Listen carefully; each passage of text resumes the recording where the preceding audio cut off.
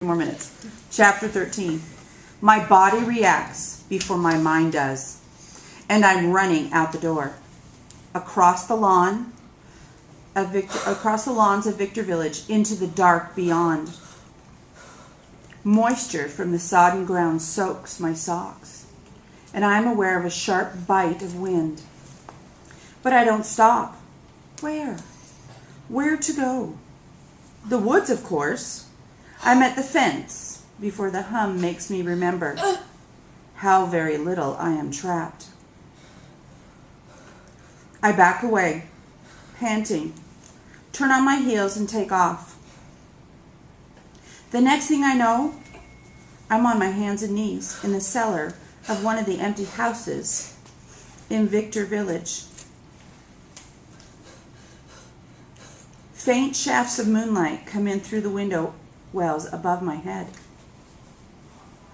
I am cold and wet and winded.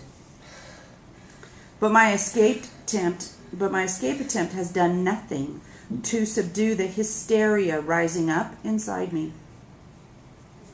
It will drown me unless I release it. I ball up the front of my shirt and stuff it into my mouth, and then begin to scream. How long this continues, I don't know. But when I stop, my voice is almost gone. I curl up on my side and stare at the patches of moonlight on the cement floor. Back in the arena?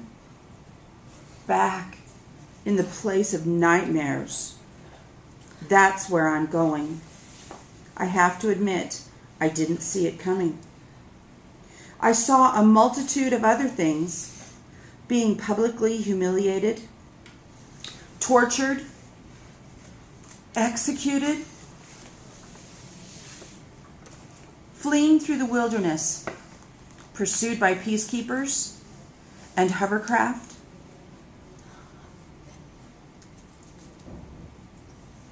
married to PETA with our children being forced into the arena. But never that I myself would be a player in the games again. Why?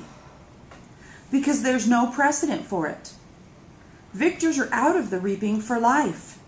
That's the deal if you win. Until now. There's some kind of sheeting, the kind they put down when they paint. I pull it over me like a blanket. In the distance, someone's calling my name. But at that moment, I excuse myself from thinking about even those I love most. I think only of myself and what lies ahead. The sheeting is stiff, but holds warmth. My muscles relax. My heart rate slows. I see the wooden box in the little boy's hands. President Snow drawing out the yellowed envelope. Is it possible that this was really the quarter quell written down 75 years ago? It seems unlikely. It's just too perfect of an answer for the troubles that face the capital. Getting rid of me and subduing the districts all in one neat little package. I hear President Snow's voice in my head. On the 75th anniversary, as a reminder to the rebels that even the strongest among them cannot overcome the power of the capital, the male and female tributes will be reaped from their existing pool of victors. Yes, victors are our strongest. They are the ones who survived the arena and slipped the noose of poverty that strangles the rest of us. They, or shall I say I, are the very embodiment of hope where there is no hope. And now, 23 of us will be killed to show even that hope was just an illusion. I'm glad I won only last year. Otherwise, I'd known all the other victors. Not just because I've seen them on television, but because they're guests at every game. Even if they're not mentioning like Hamish always has to, most return to the capital each year for the event. I think a lot of them are friends, whereas the only friend I'll have to worry about killing will be either Peeta or Hamish. Peeta or Hamish. I sit up straight, throwing off the sheeting. What just went through my mind?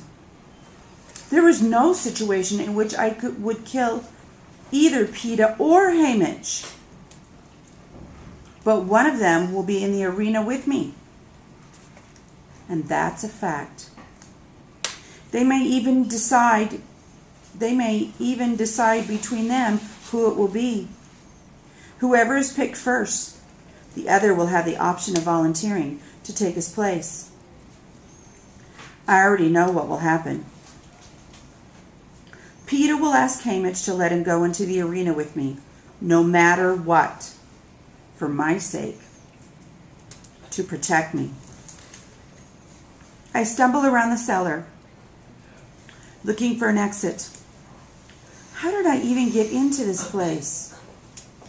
I feel my way up the steps to the kitchen and see the glass window on the door has been shattered. Must be where my hand seems to be bleeding. I hurry back into the night and head straight to Hamish's house.